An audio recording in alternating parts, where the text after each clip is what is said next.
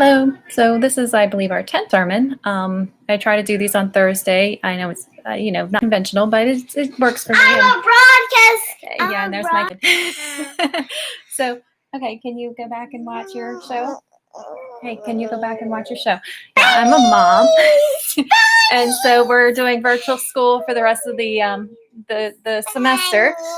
And so this is my daughter, and so she might interrupt from time to time, and that's just how it's going to be. My license too. Okay, thank you. So, as things are starting to hopefully settle, as the whole politics and the frenziness of that is starting, and especially of elections and everything has been elections for us in America for about 4 years. It's been a constant campaign of winning and trying to win elections and trying, all of our government policies, all of our everything that's been happening has been elections. So, as us hopefully starting to calm down, and we're starting to self-reflect on our actions and how we behave during a pandemic and how we behave to others during a pandemic. And this is specifically for Christians. When we look at how we showed God in our actions, were we showing Christ in our actions, in how we treated each other and how we treated not just people like us, believers, but also unbelievers and just people all over the world and people in our own neighborhood and just people we meet even online. What did our actions say about God? And we can look at, I've talked before about about God's ethics being, Christ's ethics being love and grace. And if we find that we did not reflect that in our actions, whenever we had an opportunity to help people, if we had the resources, a lot of people were out of jobs, out of homes, out of food. When we had our resources to be able to help, did we do that, or did we hoard and did we try to keep as much for ourselves and screw everybody else? When we find that we failed that ethics test that Christ gave us, when we did not be that good Samaritan that we were shown in that Good Samaritan parable, what is it that we're supposed to do? And we look at this parable of Christ where he talks about the parable of the unmerciful servant. Then Peter came to Jesus and asked, "Lord, how many times shall I forgive my brother when he sins against me? Up to 7 times?" And Jesus answered, "I tell you, not even 7 times, but 77 times. Therefore, the kingdom of heaven is like a king who wanted to settle accounts with his servants. And he began the settlement, a man who owed him 10,000 talents. Now, talents is something like let's see what the note says, millions of dollars. I have a student study Bible. It's something I got whenever I was a teen, and I still love using it. So yeah, that's about $1 million, millions of dollars is what he owed. And so let's see. So a man who owed him 10,000 talents was brought to him, and since he was not able to pay, the masters ordered that he and his wife and his children and all that he had be sold to repay the debt. So the family, because they could not pay that debt, were going to be sold into slavery. That was how they were going to settle that debt. And often, if you look at England, if we go back again to that story of Ebenezer Scrooge and we look at that time period, like I think it was during like Charles Dickens' time period, the Victorian time, a lot of that was happening where people who were not able to pay their debt was then put into work camps, if you would, like workhouses. So that was a common thing that actually does happen, still happens. We still see it in a lot of places where, especially with immigrants, where they are put into work camps, guarded work camps, and they're treated like slaves for factories. So the servant fell on his knees before him. Thank you. Thank you. Okay. Can you go back over there and watch your show? Thank you. The servant fell on his knees before him. "Be patient with me," he begged, "and I will pay back everything." The servant's master took pity on him, canceled the debt, and let him go. But when the servant went out, he found out one of his fellow servants who owed him 100 denarii, and that is a few dollars. So according to my notes here, it says it's a few dollars. So he owed him 100 denarii, and he grabbed him and began to choke him. "Pay back what you owe me," he demanded. His fellow servant fell to his knees and begged him, "Be patient with me, and I will pay you back."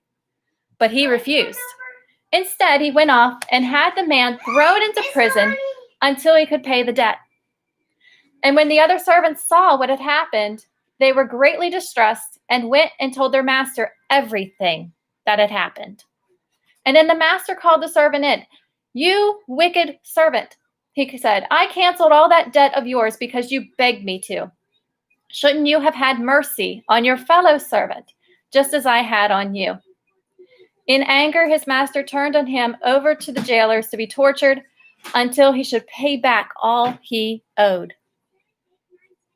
This is how my heavenly Father will treat each of you unless you forgive your brother from your heart. So if we look at all this stuff that's been going on with this idea of an Armageddon and people being given the authority under God to judge people for sin and eradicate the earth, to rid the earth of these sinners, the question that we need to start asking ourselves as Christians is, what did we do to earn forgiveness of our own sins? What did we do as Christians? What did we personally do to earn any kind of forgiveness for any of the sins that we did? And if we did nothing except, E-X-C-E-P-T, A-C-C-E-P-T, accept a free gift of grace that was given to us, if that's all we did in order to earn that salvation of our own sins, why would we think that God would give us authority to judge and punish anyone for their sins?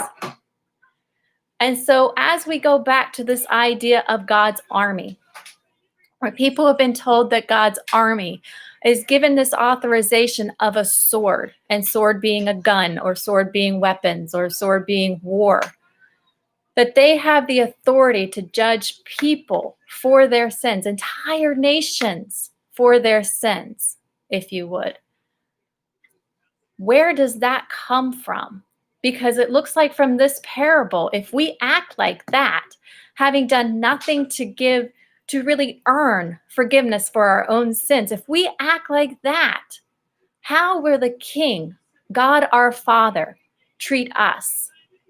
Will we be like that ungrateful servant who will then be forced to suffer for the penalties and the consequences that we created by that attitude?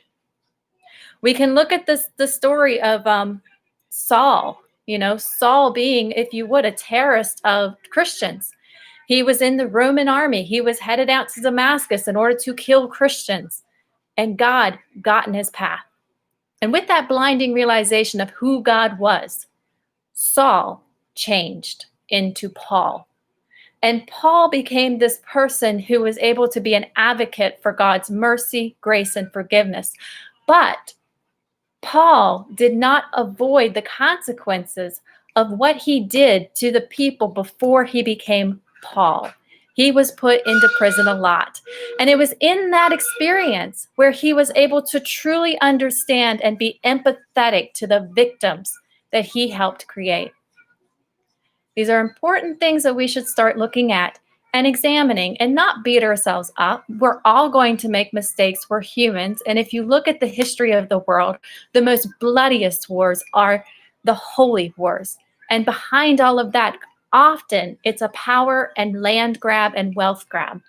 We can learn from these mistakes of our ancestors who have done these things in God's name. And we can decide that instead of bringing holy wars to the world, we're going to bring holy healing. Mental healing, relationship healing, unity, and grace, just as God gives us.